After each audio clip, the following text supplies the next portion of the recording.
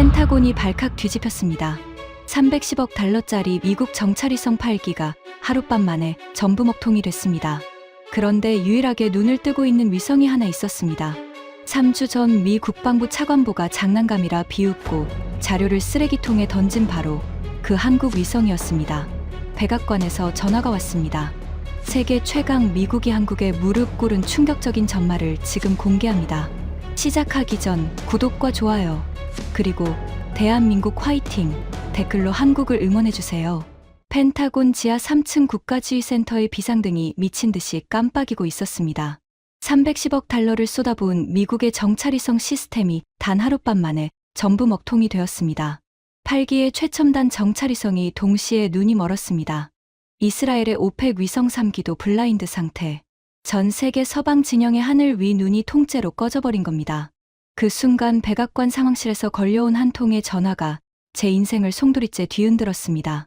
캠벨 차관보, 지금 중동 상공을 볼 수 있는 위성이 있기는 합니까? 대통령의 목소리는 차가웠습니다. 저는 대답할 수 없었습니다. 32년간 미국 국방부에서 정보 감시 정찰 체계를 총괄해온 더글러스 캠벨. 그게 저입니다. 미국의 하늘 위 눈을 만들고 키우고 지켜온 사람. 연간 310억 달러의 정찰위성 예산을 집행하며 전 세계 어떤 나라도 미국의 눈을 피할 수 없다고 자부해왔던 사람. 바로 저였습니다. 하지만 그날 밤 저는 난생 처음 아무것도 보이지 않는 공포를 맛봤습니다. 심장이 조여오는 것 같았습니다. 양손이 부들부들 떨려서 수화기를 제대로 잡을 수가 없었습니다. 목구멍이 바싹 말라붙었고 식은땀이 등골을 타고 허리까지 흘러내렸습니다. 대통령 각하, 현재 가용한 정찰 자산을 긴급 점검 중입니다. 곧 보고 드리겠습니다. 수화기를 내려놓는 제 손은 여전히 떨고 있었습니다.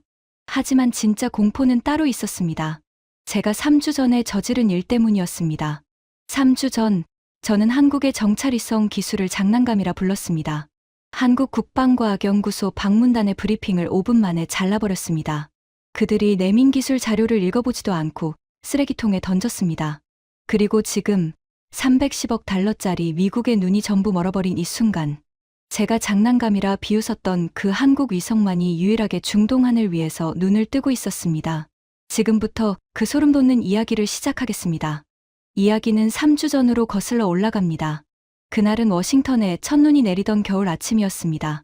저는 펜타곤 4층에 위치한 제 집무실에서 아침 브리핑 자료를 넘기고 있었습니다. 창밖으로 알링턴 국립묘지의 하얀 비석들이 눈에 덮여가고 있었고 집무실 안에는 간 내린 블랙커피의 쓴향이 감돌았습니다. 32년 경력의 아침 루틴이었죠. 브리핑 자료를 훑고 위성 궤도 보고서를 확인하고 NRO 국장과 통화하는 것. 매일 반복되는 일상이었습니다. 그때 비서실장 토머스가 문을 노크했습니다. 차관보님, 오늘 오전 10시에 한국국방과학연구소 방문단이 도착합니다. 위성기술 교류 프레젠테이션이 예정되어 있습니다. 저는 커피잔을 내려놓으며 미간을 찌푸렸습니다. 한국, 무슨 위성기술? 지난달 한미 국방장관 회담에서 합의된 건입니다. 한국 측이 자국의 신형 정찰위성 기술을 소개하겠다고 했고 장관님께서 예우 차원에서 수용하셨습니다. 저는 속으로 코웃음을 쳤습니다. 예우 차원. 그 말이 전부를 설명하고 있었습니다. 진짜 중요한 기술이었다면 예우가 아니라 전략적 필요로 만남이 잡혔을 겁니다. 한국의 위성 기술이라 솔직히 제 머릿속에 한국 위성이 차지하는 비중은 거의 제로에 가까웠습니다. 미국이 가진 정찰위성 자산의 규모를 아십니까? KH-11 계열 광학위성만 해도 해상도가 10cm급입니다. 지상에 놓인 신문의 헤드라인을 우주에서 읽을 수 있는 수준이죠. 여기에 레이더 위성, 전자정보 수집 위성, 적외선 감시 위성까지 합치면 미국은 상시 30기 이상의 정찰위성을 궤도에 띄우고 있습니다. 연간 예산만 310억 달러, 한화로 약 43조 원입니다. 반면 한국은 어땠습니까? 공식적으로 해상도 50cm급 위성을 몇 기 운용하는 수준이었습니다. 우리 눈에는 구글 지도에서 위성 사진 보는 것과 크게 다를 바 없었죠. 체급 자체가 달랐습니다. 프로 복서와 동네 체육관 아마추어를 같은 링에 세우는 격이었습니다. 그래서 저는 아무런 기대 없이 10시 회의에 들어갔습니다. 아니, 솔직히 말하면 기대가 없는 정도가 아니라 짜증이 났습니다. 이란 핵 문제로 중동 정세가 급박하게 돌아가는 판에 한국 위성 구경이라니 시간 낭비라는 생각뿐이었습니다. 펜타곤 4층 특별 브리핑실은 30명이 앉을 수 있는 중형 회의실이었습니다. 정면에 대형 스크린이 걸려 있고 각국 국기가 양쪽 벽면에 도열해 있었습니다. 미국 측에서는 저를 포함해 엔하로 국장 빅터 모리슨, 우주사령부 연락장교, 국방정보국 분석관 등 12명이 자리를 잡았습니다. 한국 측은 7명이었습니다. 수석연구원을 필두로 위성개발팀 엔지니어들이 단정한 양복 차림으로 들어왔습니다. 그들의 손에는 빈틈없이 정리된 프레젠테이션 자료가 들려 있었습니다. 눈빛이 진지했고 걸음걸이에 자신감이 묻어났습니다. 하지만 저는 그런 것에 관심이 없었습니다. 형식적인 악수가 오갔습니다. 한국 측 수석연구원이 제 손을 잡았을 때 그의 손바닥에서 느껴진 두꺼운 굳은 살이 인상적이기는 했습니다. 연구실에서 직접 장비를 만지는 사람 특유의 손이었죠. 하지만 저는 그런 디테일을 일부러 무시했습니다. 프레젠테이션이 시작되었습니다. 한국 측 수석연구원이 스크린 앞에 섰습니다. 오늘 소개드릴 것은 저희 차세대 다목적 정찰위성 시스템입니다.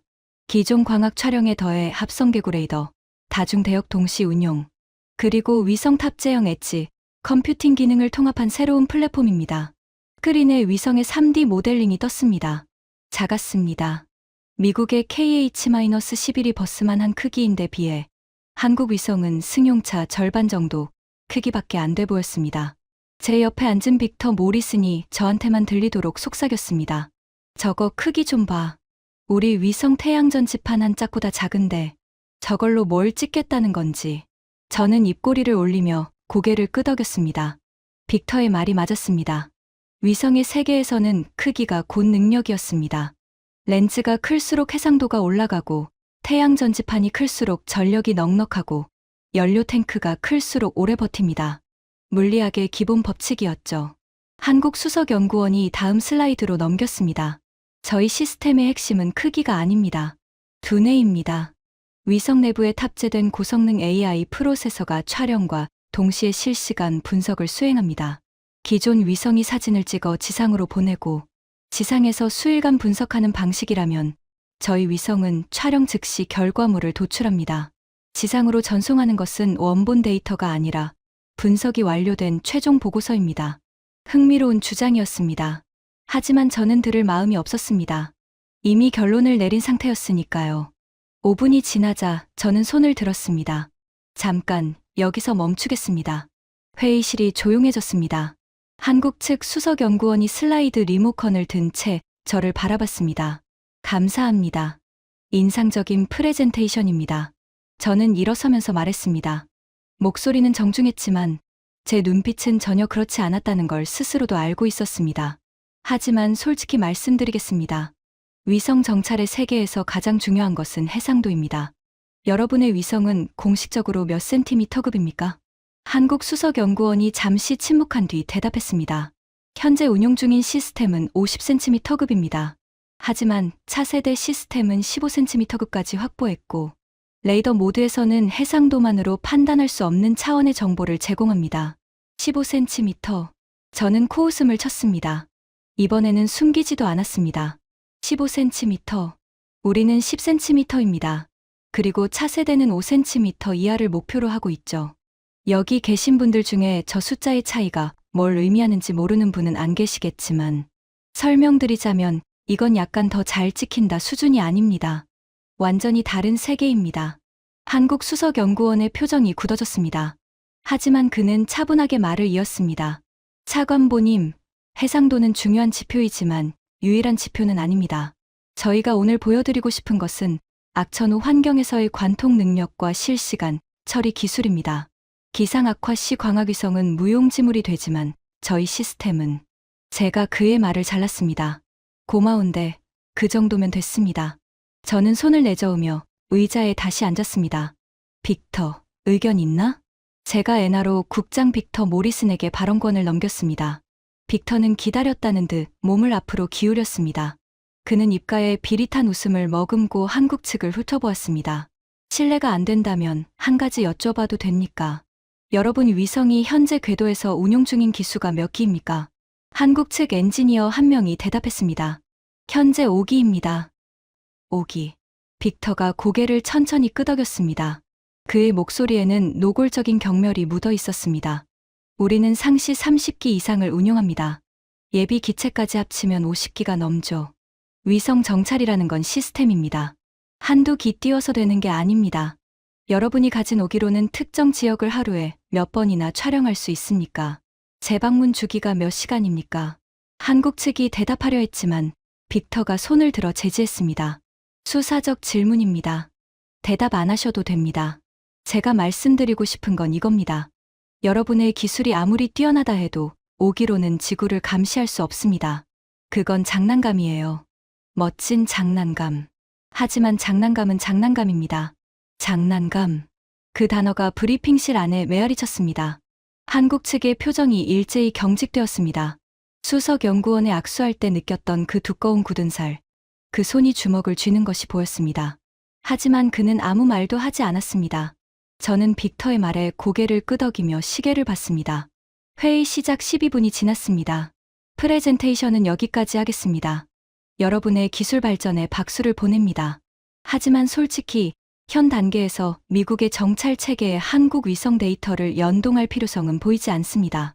장비 수준이 맞지 않으면 시스템에 연결해봤자 노이즈만 늘어납니다. 한국 수석 연구원이 마지막으로 한마디 했습니다. 그의 목소리는 낮았지만 또렷했습니다.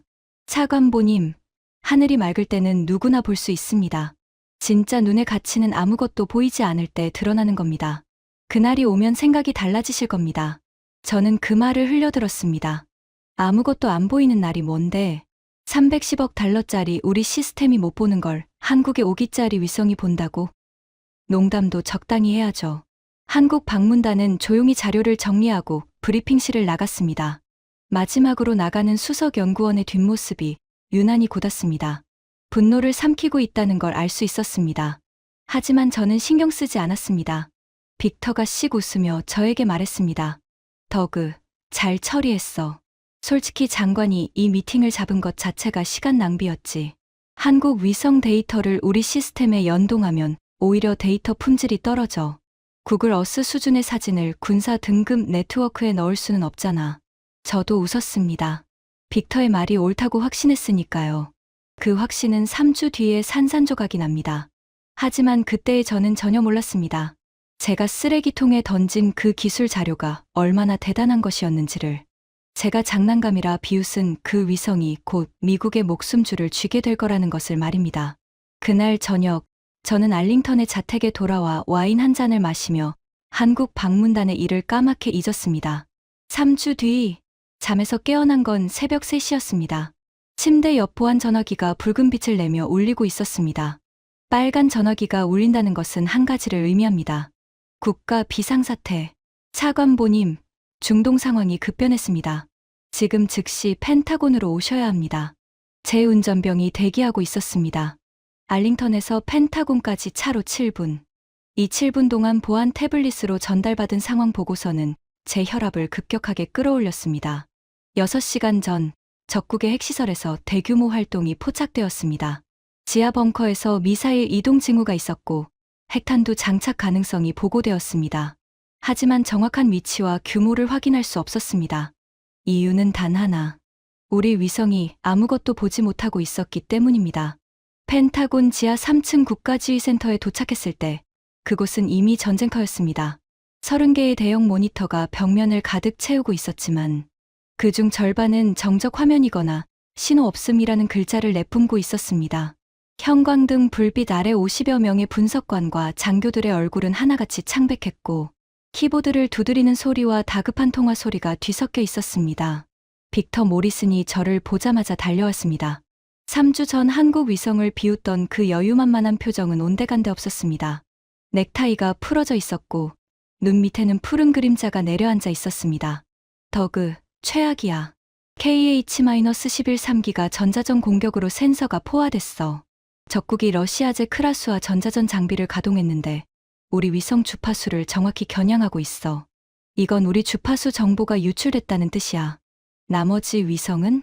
그게 문제야. 설상가상으로 50년 만에 대형 모래폭풍이 중동 전역을 덮쳤어. 광학위성 5기가 전부 렌즈 보호 모드로 전환했어.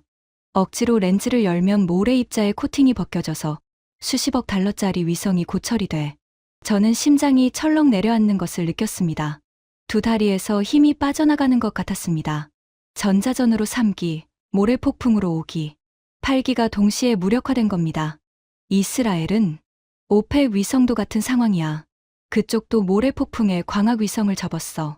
전자전 대응은 우리보다 취약하고 저는 작전실 중앙에 거대한 디스플레이를 올려다봤습니다.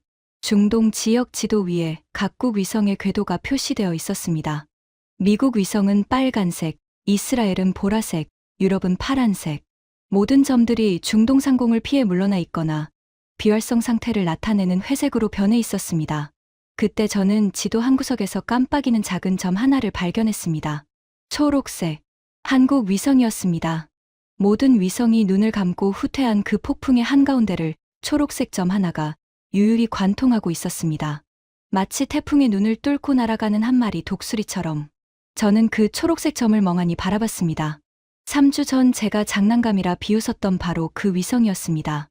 제가 프레젠테이션을 5분 만에 잘라버렸던 바로 그 기술이었습니다. 제가 쓰레기통에 던진 바로 그 자료의 주인공이었습니다. 빅터도 그 점을 봤습니다. 잠시 침묵이 흘렀습니다. 빅터, 한국 위성은 왜 아직 살아있지? 빅터의 대답은 힘이 빠져 있었습니다. 모르겠어. 같은 모래 폭풍을 맞고 있는데 궤도를 이탈하지 않고 있어. 레이더 모드로 작동 중인 것 같은데 이 기상 조건에서 레이더를 켜봤자 노이즈 덩어리만 잡히거든. 한국 애들이 뭘 보겠어. 그냥 배터리 낭비하는 거지. 빅터는 여전히 한국 위성을 무시하고 있었습니다. 하지만 저는 3주 전 한국 수석연구원의 마지막 말이 갑자기 떠올랐습니다. 하늘이 맑을 때는 누구나 볼 수 있습니다. 진짜 눈의 가치는 아무것도 보이지 않을 때 드러나는 겁니다. 등골이 서늘해졌습니다. 설마 그가 이걸 예견한 건 아니겠지. 이건 우연이겠지. 하지만 저 초록색 점은 분명히 눈을 뜨고 있었습니다. 310억 달러짜리 미국의 눈이 전부 감긴 이 칠흑 같은 밤에 한반도에서 날아온 작은 위성 하나만이 홀로 깨어 있었습니다. 그리고 바로 그 순간 백악관에서 전화가 왔습니다. 캠벨 차관보, 지금 중동 상공을 볼 수 있는 위성이 있기는 합니까? 저는 그 초록색 점을 노려보며 이를 악물었습니다. 대답해야 했습니다. 하지만 그 대답은 32년 경력에서 가장 치욕적인 문장이 될 것이었습니다. 310억 달러를 쏟아부은 미국의 정찰 체계가 전멸한 이 순간, 유일하게 눈을 뜨고 있는 것은 3주 전 제가 장난감이라 비웃고 쓰레기통에 집어던진 한국의 위성이라는 사실. 대통령 각하, 현재 가용한 서방 진영 위성 자산은 전부 비활성 상태입니다. 다만 한 가지 옵션이 있기는 합니다. 한국의 정찰위성이 현재 중동 상공에서 작동 중인 것으로 보입니다. 수화기 너머에서 긴 침묵이 흘렀습니다. 한국 위성이라고? 대통령의 목소리에 당혹감과 불신이 가득했습니다. 무리도 아니었습니다. 세계 최강 미국의 정보 수장이 한국에게 도움을 요청해야 한다니. 이것은 미국 정보 역사상 전례 없는 굴욕이었습니다. 즉시 한국 측에 연락하세요. 지금 당장. 전화가 끊어졌습니다. 저는 수화기를 내려놓고 눈을 감았습니다. 연락해야 할 상대는 바로 3주 전 제가 모욕하고 내쫓은 그 한국 국방과학연구소였습니다. 제가 5분 만에 브리핑을 잘라버린 그들에게 이제 무릎을 꿇고 도와달라고 해야 하는 겁니다. 자존심이 갈갈이 찢어지는 소리가 들렸습니다. 하지만 선택의 여지가 없었습니다. 적국의 핵미사일이 장착되는 그 순간에도 시계는 멈추지 않았고 우리에게는 눈이 없었습니다. 그 초록색 점을 빌려오지 않으면 수만 명의 미군이 증발할 수도 있었습니다. 저는 떨리는 손으로 보안 회선의 다이얼을 돌렸습니다. 신호음이 울릴 때마다 심장이 쿵쿵 울렸습니다. 3주 전 제가 던진 모욕의 무게가 수화기를 잡은 손에 고스란히 실려 있었습니다. 한국 국방과학연구소로 연결해주세요. 긴급입니다. 그 전화 한 통이 제 인생에서 가장 수치스러운 순간의 시작이었습니다. 하지만 동시에 그것은 대한민국이라는 나라의 진짜 힘을 깨닫게 되는 가장 위대한 여정의 첫걸음이기도 했습니다. 한국 국방과학연구소와의 보안회선이 연결되기까지 4분이 걸렸습니다. 그 4분이 4시간처럼 느껴졌습니다. 국가지휘센터의 형광등 불빛이 유난히 차갑게 느껴졌고 주변의 모든 소리가 수중에서 듣는 것처럼 멀어졌습니다. 제 귓속에는 오직 심장이 쿵쿵거리는 소리만 울렸습니다. 수화기 너머로 한국어가 들려왔고 곧 통역관의 목소리가 이어졌습니다. 대전 항공우주연구원 위성운용센터입니다. 용건을 말씀해 주십시오. 저는 침을 삼켰습니다. 목이 막혀서 첫 마디가 나오지 않았습니다.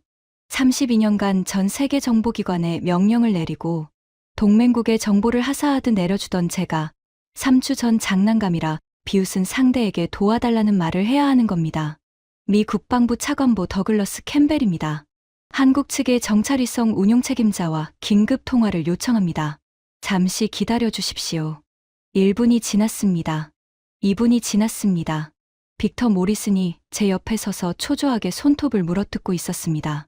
작전실 중앙 스크린에는 적국의 핵시설 추정 지역이 붉은 원으로 표시되어 있었지만 그 안에 무엇이 있는지는 아무도 알 수 없었습니다. 우리의 눈이 감겨 있었으니까요. 마침내 수화기 너머로 차분한 목소리가 들려왔습니다. 한국어 억양이 섞인 영어였지만 발음은 또렷했습니다. 캠벨 차관보님, 오랜만입니다. 3주 전 펜타곤에서 뵈었죠. 심장이 쿵 내려앉았습니다. 3주 전 제가 브리핑을 5분 만에 잘라버렸던 바로 그 수석연구원이었습니다. 제가 장난감이라는 말을 퍼부었을 때 주먹을 꽉 쥐고 조용히 돌아서던 바로 그 사람. 목소리에서 감정을 읽을 수 없었습니다.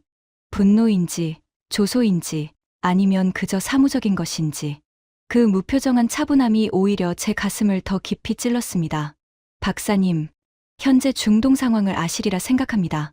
미국의 정찰 자산이 전부 비활성화된 상태입니다. 한국 측의 위성 지원이 필요합니다. 제가 쏟아낸 문장은 건조했지만 그 한마디 한마디가 면도날로 제 자존심을 베어내는 것 같았습니다. 수화기를 잡은 손에 힘이 너무 들어가서 손가락 마디가 하얗게 질렸습니다. 수화기 너머에서 3초간 침묵이 흘렀습니다. 3초. 고작 3초였지만 그 침묵 속에서 저는 3주 전 제가 던진 모든 모욕의 무게를 느꼈습니다. 차관보님, 3주 전에 저희 프레젠테이션을 5분 만에 중단시키셨죠. 저희 기술 자료를 받아보시기는 하셨습니까? 제 얼굴이 화끈거렸습니다. 형광등 아래서도 빨개진 게 느껴졌습니다. 옆에 선 빅터가 제 얼굴을 보고 시선을 돌렸습니다. 기술 자료를 읽었냐고. 읽기는커녕 쓰레기통에 집어던졌습니다. 하지만 그 말을 할 수는 없었습니다. 솔직히 말씀드리겠습니다. 읽지 못했습니다. 그리고 그날 제 태도에 대해 사과드립니다. 지금은 시간이 없습니다. 수만 명의 생명이 걸려 있습니다. 다시 침묵이 흘렀습니다. 이번에는 5초. 그 5초 동안 작전실의 시계 초침 소리가 귀를 때리는 것처럼 크게 들렸습니다. 벽면 모니터에서 적국의 핵시설 추정 구역을 나타내는 붉은 원이 마치 심장처럼 규칙적으로 깜빡이고 있었습니다. 그 깜빡임이 마치 카운트다운처럼 느껴졌습니다. 차관보님, 저희도 상황을 주시하고 있었습니다. 한 가지 확인하겠습니다. 이번에 저희가 제공하는 데이터는 보조 자료가 아니라 주력 자료로 활용되는 겁니까? 3주 전처럼 구글 어스 수준이라고 치부하시지는 않으실 겁니까? 그 질문은 전곡을 찔렀습니다. 3주 전 빅터 모리슨이 한국 위성을 구글 어스 수준이라고 비웃었던 것을 그들은 정확히 기억하고 있었습니다. 저는 이를 악물었습니다. 자존심 따위는 접어야 할 순간이었습니다. 주력 자료로 활용하겠습니다. 미국 정부가 공식적으로 요청하는 겁니다. 잠시 후 한국 수석연구원의 목소리가 다시 울렸습니다. 이번에는 미세하게 온기가 실려 있었습니다. 알겠습니다. 지금 이 순간에도 저희 위성은 중동 상공을 주시하고 있습니다. 30분 뒤에 첫 번째 데이터 패키지를 보내드리겠습니다.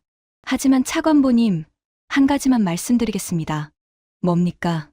데이터를 받으시면 놀라실 겁니다. 하지만 이번에는 5분 만에 끊지 마십시오. 끝까지 보셔야 합니다. 전화가 끊어졌습니다.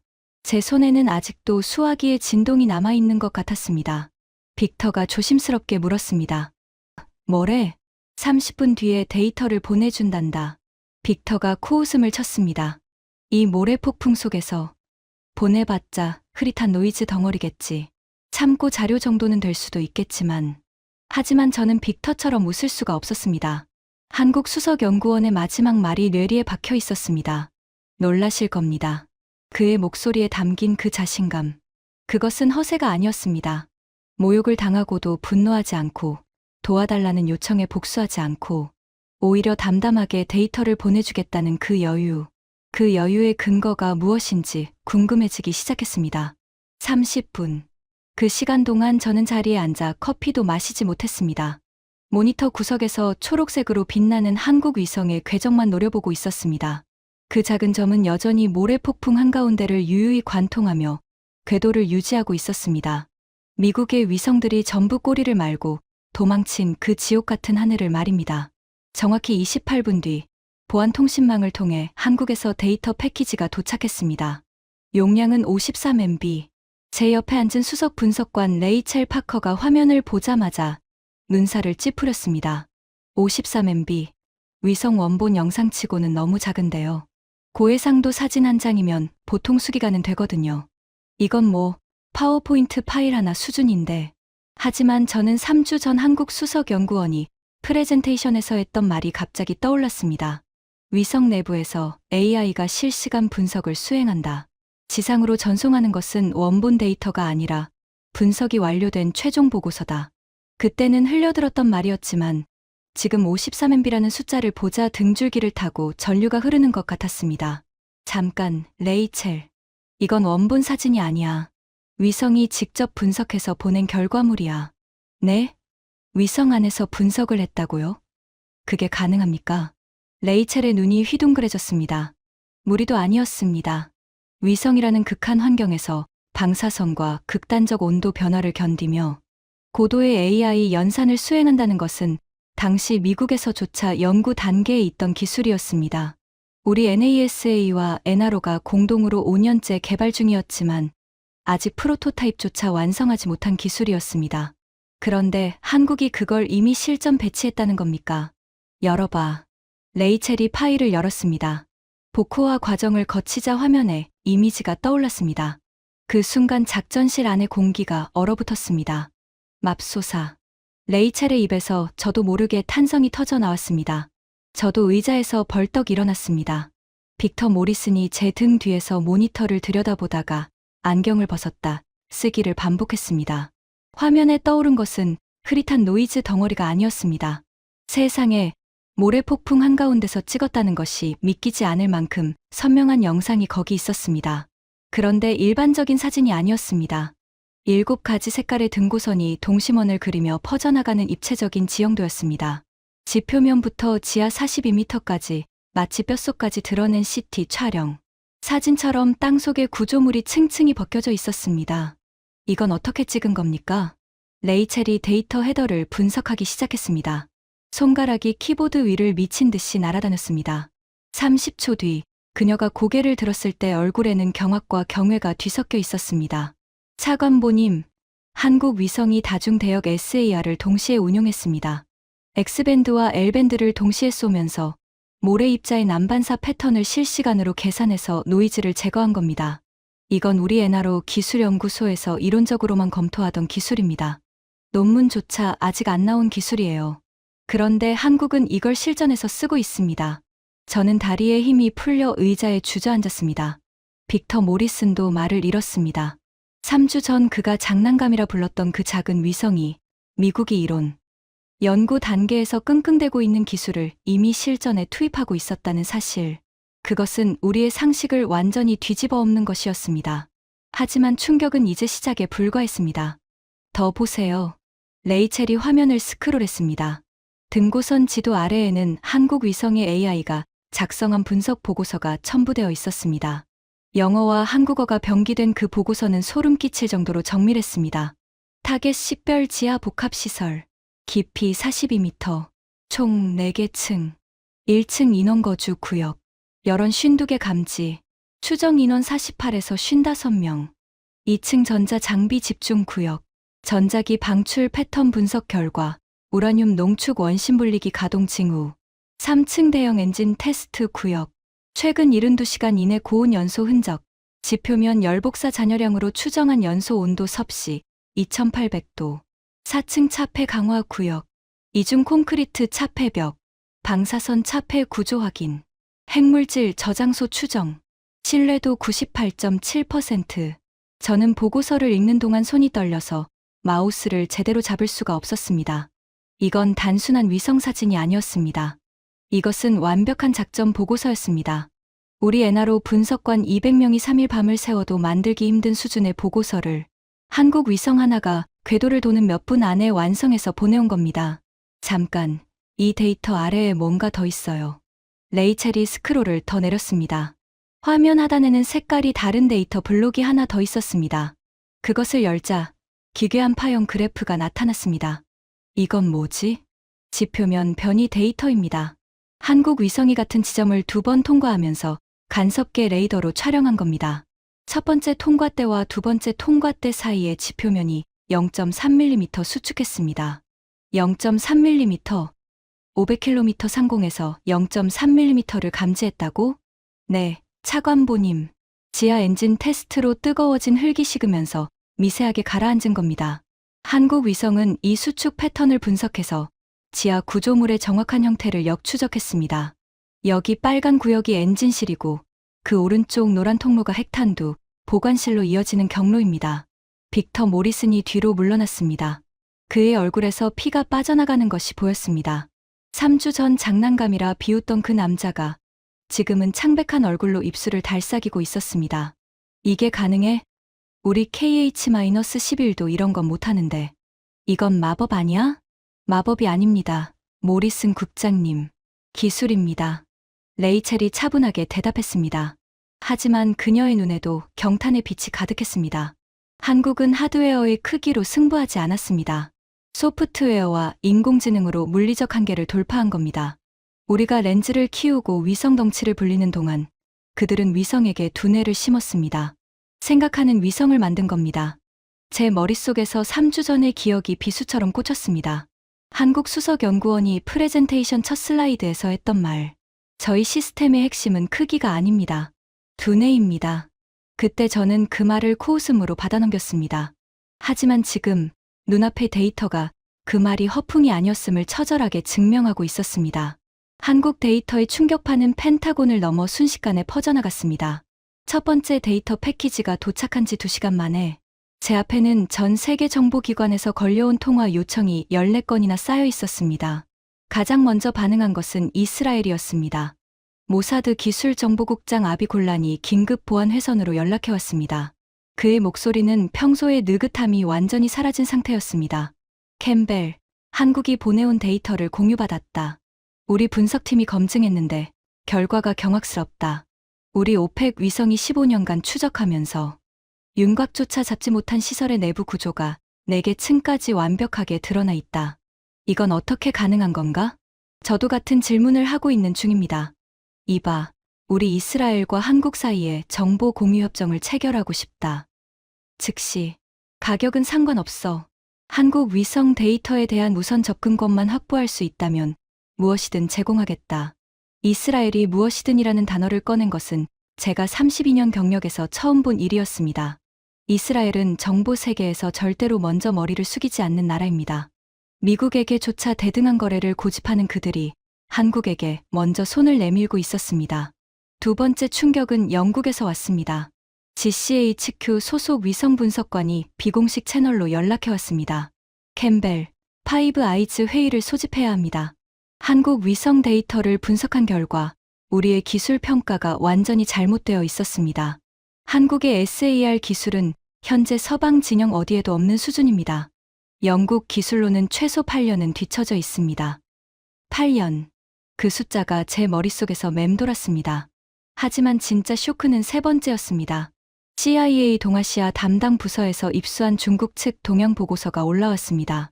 중국 인민해방군 전략지원부대 산하 우주감시팀이 한국 위성의 이번 활동을 실시간으로 추적하고 있었던 겁니다. CIA가 중국 내부 소스를 통해 입수한 극비 보고서의 결론은 충격적이었습니다. 한국의 위성 탑재 AI 기술과 다중 대역 레이더, 동시 운용 기술은 중국이 최소 7년 이상 뒤처져 있는 것으로 판단됨. 특히 엣지 컴퓨팅 칩의 우주 환경, 내구성은 중국의 현재 기술로는 복제 불가. 한국 반도체 기술의 군사적 전용이 예상보다 훨씬 진전되어 있음. 긴급 대응 방안 마련 필요. 중국이 긴급 대응이라는 단어를 쓰고 있었습니다. 세계 2위 군사 대국이 한국의 위성 기술에 긴급 대응이 필요하다고 판단한 겁니다. 저는 보고서를 읽으며 온몸에 소름이 돋는 것을 느꼈습니다. 3주 전 제가 장난감이라 비웃었던 나라. 빅터 모리슨이 구글 어스 수준이라고 조롱했던 나라. 그 나라의 기술이 미국, 이스라엘, 영국, 중국을 동시에 경악시키고 있었습니다. 도대체 한국이라는 나라는 보이지 않는 곳에서 무슨 짓을 하고 있었던 걸까요? 그때 레이첼 파커가 급히 달려왔습니다. 그녀의 얼굴은 상기되어 있었고 태블릿을 들고 있는 손이 미세하게 떨리고 있었습니다. 차관보님, 한국에서 두 번째 데이터 패키지가 왔습니다. 이번 거는 첫 번째보다 더 심각합니다. 뭔데? 한국 위성이 적국의 전자전 장비를 역이용했습니다. 챕터 7 어둠 속의 체스. 두 번째 데이터 패키지를 여는 순간 작전실 안의 모든 시선이 중앙 스크린으로 쏠렸습니다. 적국은 러시아제 크라스와 전자전 장비를 풀 가동하여 모든 위성의 레이더 신호를 방해하고 있었습니다. 우리 KH-11 레이더 위성이 이 전자전 공격의 속수무책으로 당한 이유이기도 했습니다. 강력한 전파 장막이 기지 상공을 뒤덮어서 어떤 레이더 신호를 쏘아도 노이즈에 묻혀 쓸모없는 데이터만 돌아왔습니다. 그런데 한국 위성은 이 상황을 완전히 다른 각도로 접근했습니다. 레이첼의 설명을 듣는 동안 제 입이 점점 벌어졌습니다. 한국 위성은 적국의 방해 전파를 회피하지 않았습니다. 오히려 그 전파를 자기 것처럼 이용했습니다. 적이 쏘아올린 강력한 전자기파가 지하 구조물에 맞고 굴절되는 패턴을 역으로 수집해서 구조물의 형태를 더욱 정밀하게 읽어낸 겁니다. 안개 속에서 적이 손전등을 켰을 때 그 빛을 피해 숨는 게 아니라 오히려 그 빛에 비친 적의 그림자로 적의 위치를 알아내는 것과 같은 원리입니다. 적이 방해하면 할수록 오히려 더 잘 보인다는 건가? 맞습니다. 적의 크라스화가 강력하게 전파를 쏘면 쏠수록 한국 위성의 AI는 그 전파가 지하 구조물에 부딪혀 만들어내는 미세한 굴절 패턴을 더 많이 수집할 수 있었습니다. 적은 자기 손으로 자기 집의 설계도를 한국에 넘겨준 격이 된 겁니다. 빅터 모리슨이 벽에 등을 기대며 천장을 올려다봤습니다. 그의 입술이 파르르 떨렸습니다. 우리가 수십 년간 전자전 대응 기술을 개발해왔어. 방해 전파를 차단하고 주파수를 바꾸고 출력을 높이는 방식으로. 그런데 한국은 아예 발상 자체를 뒤집었어. 방해 전파를 무기로 쓰다니. 이건 우리가 생각조차 못한 건데. 그의 목소리에서 3주 전의 오만함은 완전히 사라져 있었습니다. 그 자리에 남은 것은 순수한 경탄이었습니다. 아니, 두려움에 가까웠습니다. 두 번째 데이터에는 더 충격적인 내용이 담겨 있었습니다. 한국 위성이 적국 기지의 전자전 장비를 역이용해서 읽어낸 추가 정보 목록이었습니다. 미사일 이동 경로 지하 4층에서 수직 갱도까지 이동용 레일 시스템 확인. 탄두 장착 후 발사까지 예상 소요 시간 4시간 30분. 발사대 위치 기지 동쪽 3.2km 지점 위장 구조물 아래. 지표면 온도 분석으로 최근 48시간 이내 발사대 덮개, 개폐 흔적 확인. 보복 발사 시나리오 기지 피격 시 자동 발사 프로토콜 가동 예상. 28발의 탄도미사일이 사전 입력된 좌표를 향해 발사될 것으로 추정. 목표 좌표 세 곳 식별 완료. 한국 위성은 적국이 공격을 받았을 때 보복으로 쏘아댈 미사일의 숫자와 목표 좌표까지 미리 계산해 놓은 겁니다. 이건 단순한 정보 수집이 아니었습니다. 이것은 완벽한 전쟁 시나리오였습니다. 한국은 미국에게 칼을 건네면서 동시에 그 칼을 쓸 때 일어날 모든 반작용까지 계산해서 넘겨준 것이었습니다. 레이첼, 이 데이터의 신뢰도는 한국 측이 자체 교차 검증을 거쳤습니다. 두 번의 궤도 통과 데이터를 간섭계 방식으로 비교했고 전자전 역이용 데이터와 SAR 데이터를 삼각 검증했습니다. 종합 신뢰도 97.3%입니다. 97.3. 우리 엔화로 분석의 평균 신뢰도가 보통 85에서 90% 사이입니다. 한국의 위성 하나가 우리 시스템 전체보다 높은 신뢰도의 데이터를 내놓고 있었습니다. 이쯤 되자 저는 분노도 수치심도 느끼지 않았습니다. 그저 전율만이 등골을 타고 흘렀습니다. 한국이라는 나라가 무서웠습니다. 떠들지 않았습니다. 자랑하지 않았습니다. 3주 전 모욕을 당하고도 복수하지 않았습니다. 그저 조용히 기술을 갈고 닦아서 세계가 가장 절박한 순간에 완벽한 답을 내놓았습니다. 그 침묵 속의 자신감이, 그 겸손한 칼날이 어떤 핵무기보다 무서웠습니다. 데이터가 도착한 지 4시간 뒤 백악관 상황실에서 긴급 NSC 회의가 소집되었습니다. 저는 펜타곤에서 차량으로 15분 거리인 백악관까지 이동하는 동안 차 안에서 한국이 보내온 데이터를 세 번째 다시 훑었습니다. 볼 때마다 새로운 디테일이 보였습니다. 한국의 AI가 작성한 보고서는 마치 살아있는 문서처럼 읽을 때마다 더 깊은 층을 드러냈습니다. 백악관 지하 상황실은 이미 팽팽한 긴장감으로 가득 차 있었습니다. 대통령을 중심으로 국무장관, 국방장관, 합참의장, CIA 국장, NSA 국장이 원탁에 앉아 있었습니다. 벽면의 대형 스크린에는 한국이 보내온 무지개색 등고선 지도가 떠 있었습니다. 방 안의 공기는 무겁고 건조했고 누군가 타놓은 커피의 쓴 향이 코끝을 찔렀습니다. 캠벨 차관보, 상황을 브리핑하세요. 대통령의 명령에 저는 일어섰습니다. 다리가 미세하게 떨렸지만 목소리만큼은 단단하게 유지하려 했습니다. 대통령 각하, 현재 미국의 정찰위성 8기가 전자전 공격과 기상 악화로 비활성 상태입니다. 이스라엘 위성 3기도 동일한 상황입니다. 서방 진영의 하늘, 위 눈이 전부 감긴 상태에서 현재 유일하게 중동 상공에서 작동 중인 정찰 자산은 대한민국의 위성입니다. 잠깐. 합참의장 월터 그레이 장군이 손을 들었습니다. 그는 덩치가 산만한 전형적인 전투 지휘관이었고 외교적 언어보다 직설적인 표현을 좋아하는 군인이었습니다. 한국 위성이 유일한 눈이라고? 우리가 연간 310억 달러를 쓰는데 고작 한국 위성 하나에 기대해야 한다는 말입니까? 유감스럽지만 현재로서는 그렇습니다. 장군님. 회의실이 술렁거렸습니다. CIA 국장이 안경을 벗으며 끼어들었습니다. 한국 데이터의 신뢰도는 어떻습니까? 우리가 독자적으로 검증할 방법은 있습니까? 저는 스크린을 가리키며 대답했습니다. 한국이 보내온 데이터는 두 가지 독립적 방식으로 교차 검증되어 있습니다. 다중대역 SAR 데이터와 간섭계 지표면 변이 데이터가 일치합니다. 또한 적국의 전자전 방해 신호를 역이용해서 얻은 지하 구조물 데이터가 세 번째 검증 수단으로 작동합니다. 종합 신뢰도 97.3%. 이 수준의 삼각 검증은 우리 NRO 시스템에서도 쉽게 달성하기 어려운 수치입니다. 대통령이 스크린 위의 등고선 지도를 뚫어지게 노려봤습니다. 그의 눈이 지하 4층 핵탄두 보관실을 나타내는 붉은 구역에 멈췄습니다. 이게 정말 한국이 독자적으로 만든 데이터입니까? 우리 NRO의 도움 없이 완전히 독자적입니다. 각하. 한국은 자체 개발한 위성, 자체 개발한 AI, 자체 개발한 레이더 기술로 이 모든 것을 해냈습니다. 솔직히 말씀드리자면 이 기술의 일부는 현재 미국이 보유하지 못한 것입니다. 그 말을 하는 순간 회의실의 공기가 변했습니다. 미국이 보유하지 못한 기술이라는 말.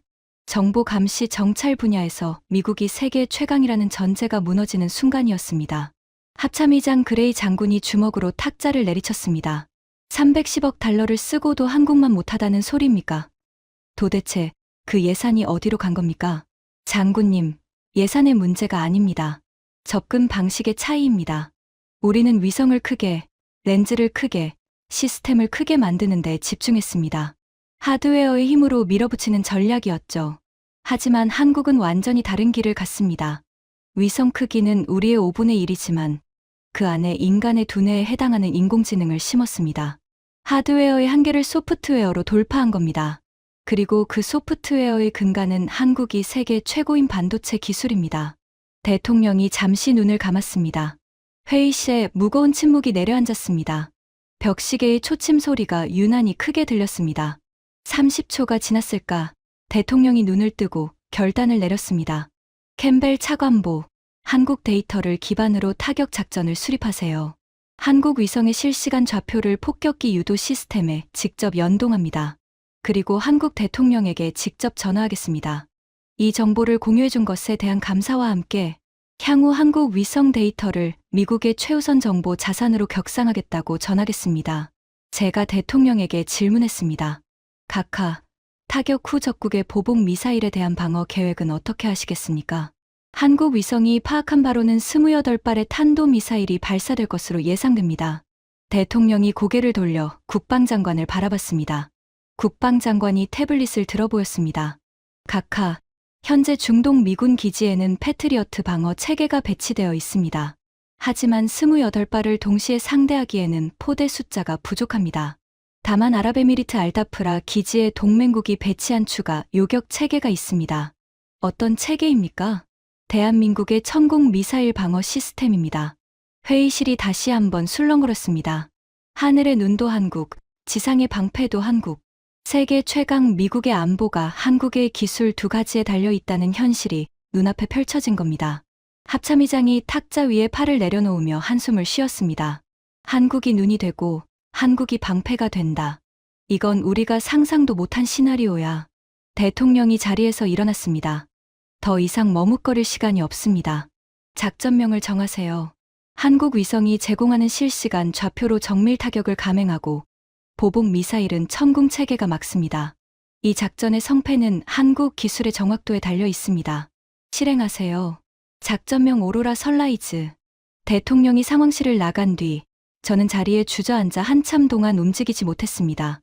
벽면 스크린에는 여전히 한국 위성이 보내온 무지개색 등고선 지도가 떠 있었습니다. 그 지도의 구석에 작은 글씨로 적힌 문구가 눈에 들어왔습니다. 한국항공우주연구원 대전 위성운용센터 제공. 대전.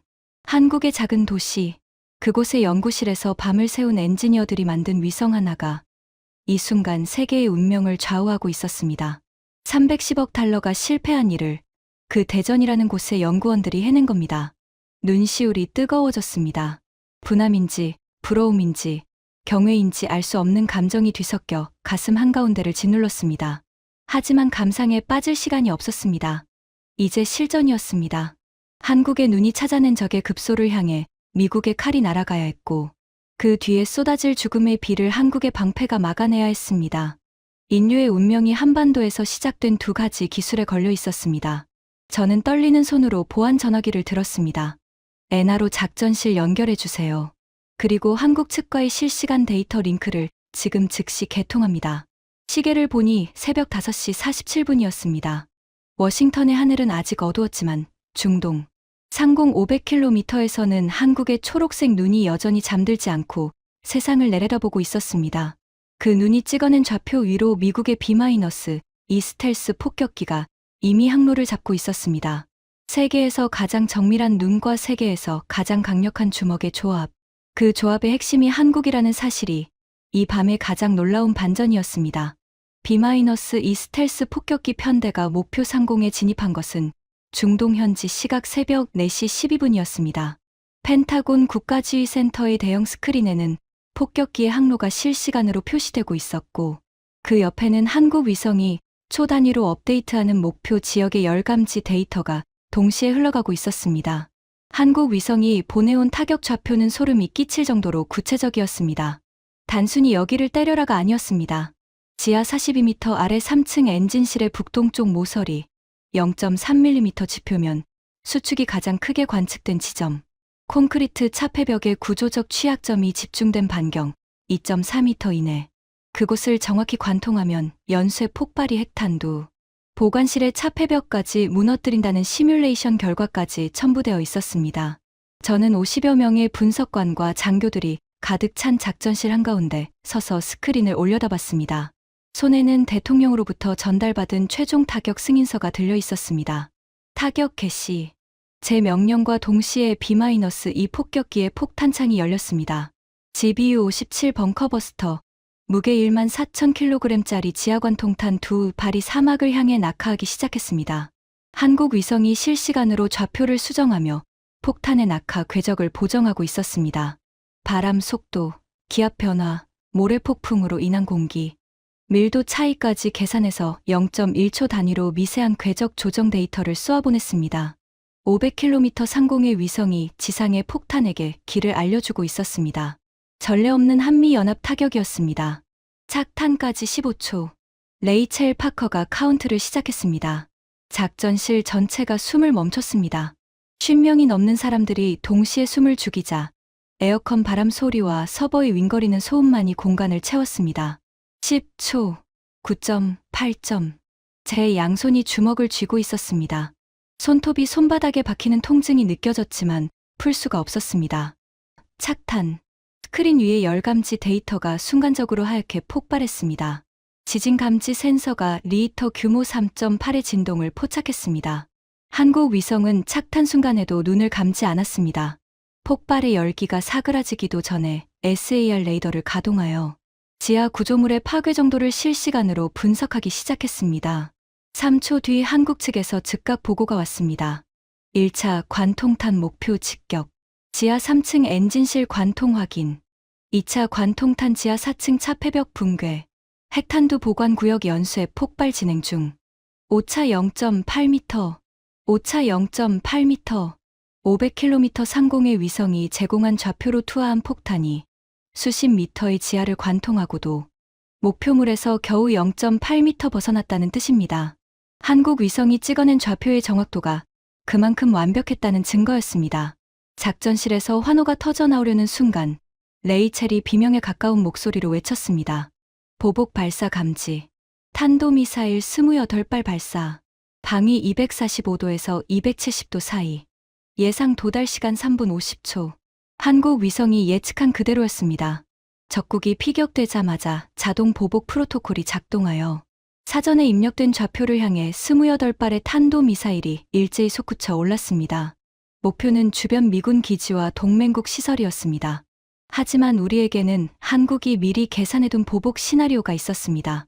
28발이라는 숫자도 발사 각도도 목표 좌표 세 곳도 한국 위성이 이미 파악해둔 것이었습니다. 이 정보는 이미 중동 현지의 요격 부대에 전달되어 있었습니다. 아랍에미리트 알다프라 기지. 그곳에 배치된 한국산 천궁 미사일 방어 시스템이 가동을 시작했습니다. 한국 위성이 눈이 되어 찾아낸 적의 심장을 미국의 주먹이 때렸고 이제 적의 반격을 한국의 방패가 막아내야 할 차례였습니다. 천궁 시스템의 위상 배열 레이더가 28개의 표적을 동시에 추적하기 시작했습니다. 그런데 문제가 생겼습니다. 적국은 진짜 미사일 사이에 수십 발의 기만 탄두, 이른바 디코이를 섞어서 발사한 겁니다. 미군의 패트리어트 레이더가 혼란에 빠졌습니다. 화면 위에 40개가 넘는 표적이 동시에 깜빡이며 어떤 것이 진짜이고 어떤 것이 가짜인지 구별이 되지 않았습니다. 패트리어트 시스템 과부하, 표적 식별 실패, 수동 전환 중. 미군 측 보고가 떨리는 목소리로 전해졌습니다. 제 가슴이 철렁 내려앉았습니다. 3분 50초 중 이미 1분이 지나고 있었습니다. 남은 시간 2분 50초. 그 순간 천궁 시스템의 사격 통제 컴퓨터가 다른 반응을 보이기 시작했습니다. 천궁은 한국 위성과 실시간으로 연동되어 있었습니다. 위성이 사전에 파악해둔 적의 발사대 위치, 미사일의 발사, 각도, 탄도의 예상 질량 데이터가 천궁의 AI에 이미 입력되어 있었던 겁니다. 디코이와 진짜 탄도의 차이를 위성 데이터와 대조하여 순식간에 걸러냈습니다. 천궁 시스템 표적 식별 완료. 진짜 탄도 28발 분리. 디코이 17발 제외. 전 포대 일제 사격 준비 완료. 발사. 중동의 밤하늘이 하얗게 밝아졌습니다. 천궁 미사일이 콜드 런칭 방식으로 발사대에서 수직으로 툭 튀어오른 뒤 공중에서 엔진이 점화되어 무시무시한 각도로 꺾이며 적의 탄두를 향해 돌진했습니다.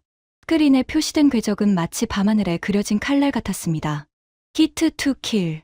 천궁 미사일은 폭약의 힘이 아니라 초속 수 킬로미터의 운동 에너지로 적의 탄두를 직접 들이받아 부수는 방식이었습니다.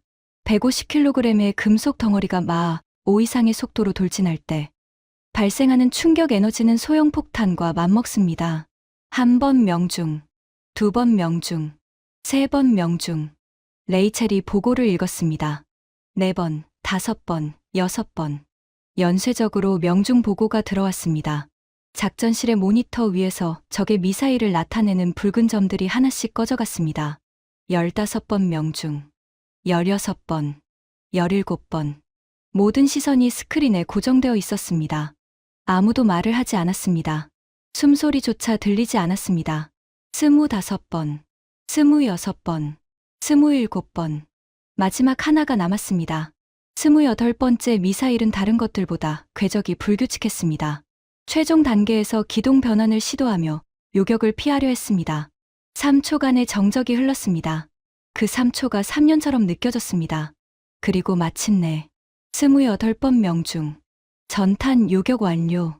방어선 돌파 제로. 작전실이 터져나갔습니다. 함성도, 울음도, 탄식도 뒤섞인 폭발적인 반응이었습니다. 누군가 박수를 쳤고 누군가 고개를 숙이고 기도를 했습니다. 빅터 모리스는 벽에 등을 기대고 천천히 바닥에 주저앉았습니다. 그의 눈가가 젖어 있었습니다. 28발 전탄 요격. 미국의 패트리어트가 표적 식별조차 못한 상황에서 한국의 천궁이 단독으로 해낸 겁니다. 하늘에서는 한국의 눈이 적의 모든 것을 낱낱이 읽었고, 지상에서는 한국의 방패가 죽음의 비를 완벽하게 막아냈습니다. 눈과 방패, 두 가지 모두 한국이었습니다. 작전이 종료된 뒤, 저는 한참 동안 텅 빈 회의 테이블 앞에 앉아 있었습니다.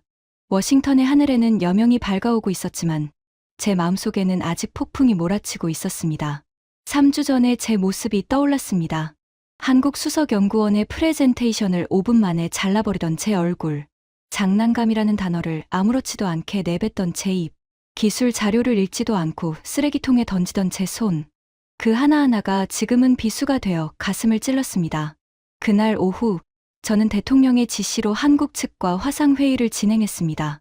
화면 너머에는 3주 전 제가 모욕했던 그 수석연구원이 앉아 있었습니다. 그의 표정은 여전히 차분했습니다. 승리의 기쁨도, 복수의 쾌감도 보이지 않았습니다. 그저 담담했습니다. 그 담담함이 오히려 제 가슴을 더 깊이 파고들었습니다. 박사님, 저는 사과드려야 합니다. 제 목소리가 갈라졌습니다. 32년간 미국 국방부에서 일하면서 타국에 사과한 적은 한 번도 없었습니다. 하지만 이것은 하지 않을 수 없는 사과였습니다. 3주 전 제가 여러분의 기술을 장난감이라 불렀습니다. 프레젠테이션을 잘라버렸습니다.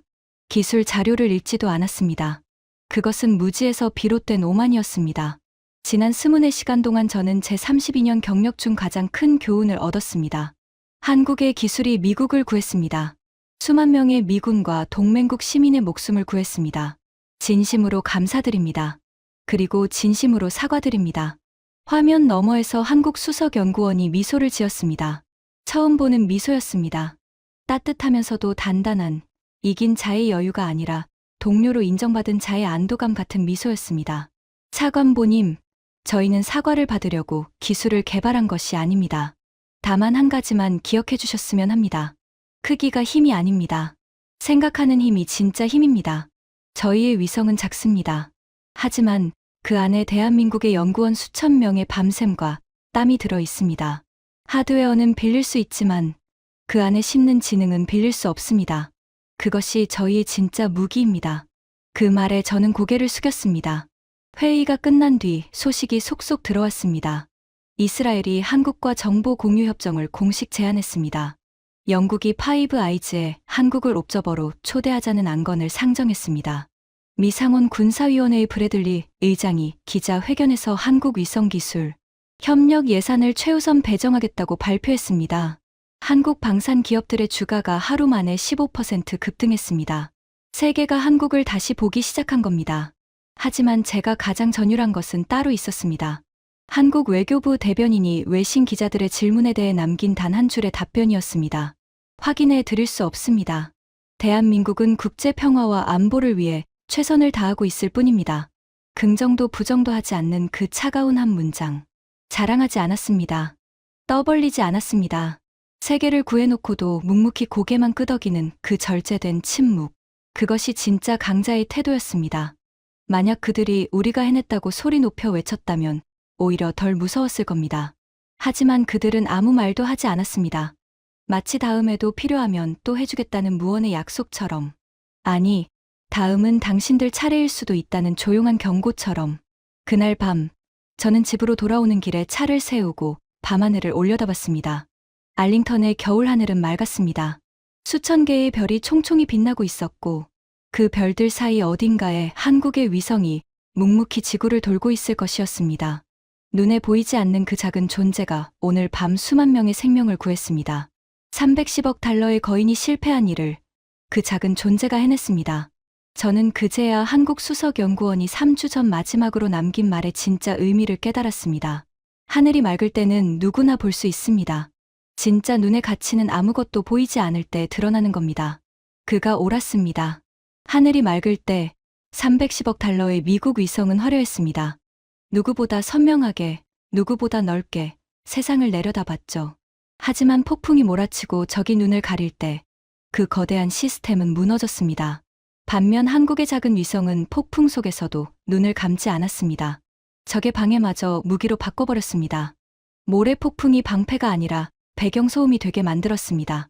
그것은 하드웨어의 크기가 아니라 소프트웨어의 지혜로 이뤄낸 기적이었습니다. 대한민국. 한반도의 작은 땅.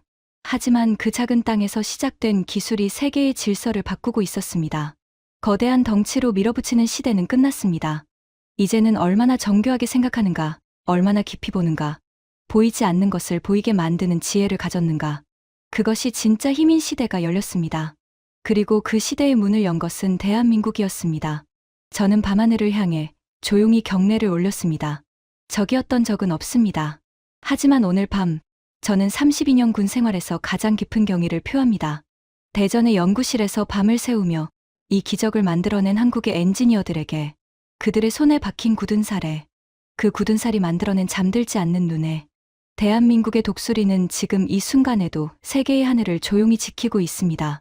그 어떤 폭풍도, 그 어떤 어둠도 감출 수 없는 눈. 그리고 이것은 끝이 아닙니다. 한반도의 눈이 세계의 안보를 주도하는 새로운 시대의 시작일 뿐입니다. 여러분, 500km 상공에서 잡아낸 0.3mm의 지표면 수축, 28발의 죽음의 비를 단 한 발도 놓치지 않은 완벽한 방패. 이것은 영화가 아닙니다. 대한민국이 만들어낸 현실입니다. 반도체나 만드는 나라라고 무시당하던 때가 있었습니다. 하지만 그 반도체 기술이 위성의 두뇌가 되고 미사일의 눈이 되어 세계를 핵전쟁의 벼랑에서 끌어올린 겁니다. 이 이야기가 더 많은 분들에게 알려져야 한다고 생각하시면 지금 바로 공유 버튼을 눌러주십시오. 구독과 좋아요도 잊지 말아주시고요. 가슴이 뜨거워지셨다면 댓글에 딱 2글자만 남겨주십시오. 지금까지 미 국방부 차관보가 경험한 충격적인 이야기였습니다. 대한민국의 기술이 세계를 지키고 있다는 사실. 더 많은 분들이 알 수 있도록 이 이야기를 널리 공유해 주세요. 작은 관심이 큰 자부심을 만듭니다. 구독과 좋아요도 부탁드립니다. 지금까지 감동테라였습니다. 감사합니다.